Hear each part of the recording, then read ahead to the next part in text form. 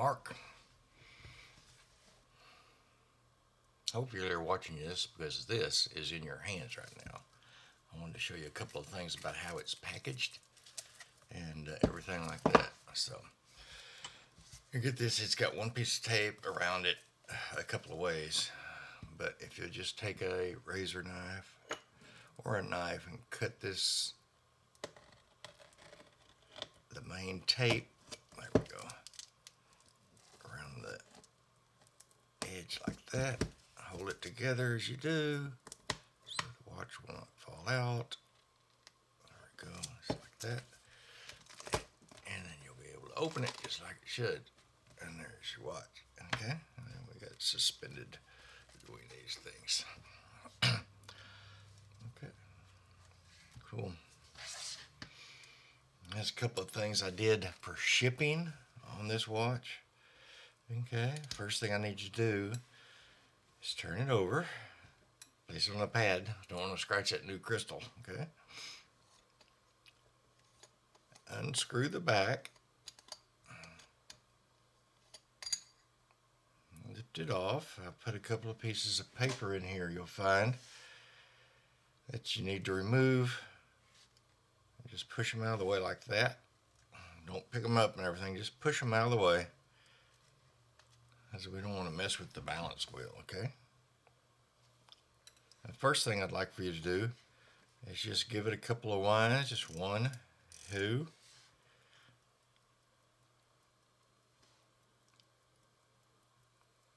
one more for good luck. It should start spinning. If it doesn't start spinning, just give it a little shake like that.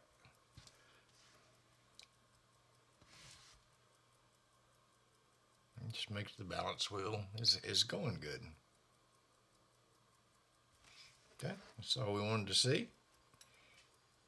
If that's working okay, go ahead and put the back onto it.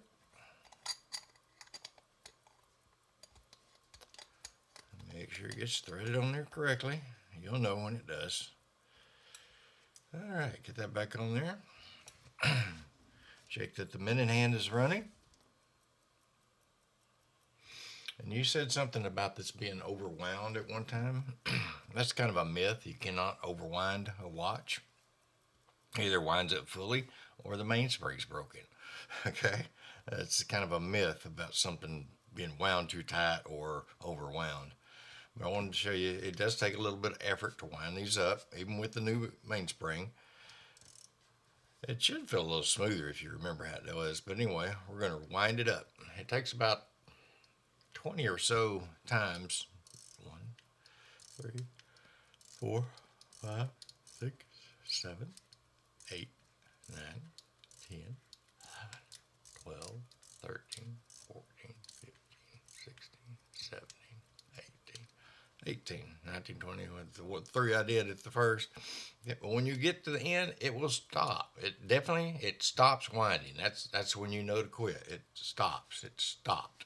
Okay? And then it's fully wound. Now you're going. A couple of little things about setting a pocket watch like this. You can't set it to the second because it does not have a hack, which is what's called when you can pull the stem out sometimes and it'll stop the second hand exactly on 60, so you can set it to the second. You can't really do that with this type of watch, but you can get it to where it'll tell you the minute hand when you know when it comes around. Let me show you what I'm talking about. 6:36. It's going to be 6:37. Wait. That's it. 6:36, 10 seconds. I'm reading that upside down. Okay. So it's better to go clockwise to sneak up on the time instead of running backwards. Don't really want to do that. Excuse me. So it's 6:36. I'm going to go to 6. And it's 6:36, 32, 33. Okay. And I'm watching this. It's actually going to be kind of close.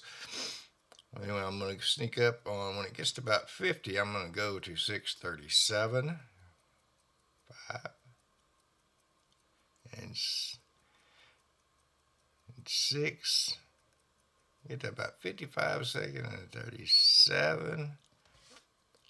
watching this one, and push straight down. Push straight down, or the hand might jump on you. I've got it 637. It came out right at 60. That's just a fluke. But if it didn't, like if it came out on 10 here, you just remember 10 is my 60.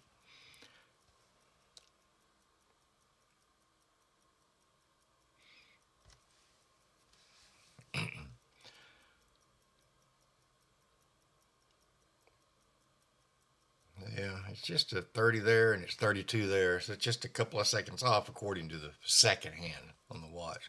So you know when it's a couple of seconds past the 60 there, the hand should be on 6:38.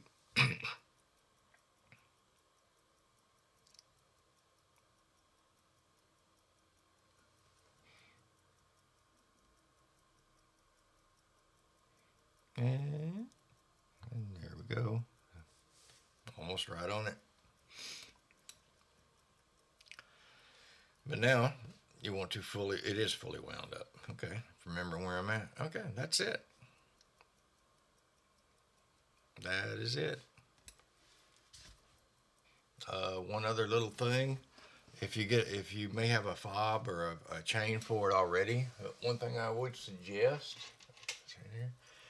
instead of putting a metal to metal on your bail here, when you hook up a chain, just get a little piece of leather and cut for it and put it in there like that and hook up. That way it doesn't wear on your bail as long. This watch gives a little bit of shock too. Anyway, this watch does not have what they call Inkabok shock absorbers on the jewels. That's why I replaced the jewels. Most likely is because when it gets dropped or something, even from a short distance, it can crack or break those jewels, and it either runs wonky or quits running. So definitely do not drop the watch. Okay? All right. A few moments later. All right. Got off the phone. Can't believe a phone call at 6:46 in the morning. One of those ventilation sales reps had to know how to check his email. Anyway, just lets you know it's still running. It kept down for 5 or 6 minutes there. Anyway, I'm going to let the power back down on this. I'm going to put the paper back in it to hold the balance wheel, so that'll help with any shock and stuff. Put it back in the box and get it to you. I'll be sending you a tracking number in a minute. So if you got any questions, let me know. If you have any problems, let me know. Thanks for your patience, Mark.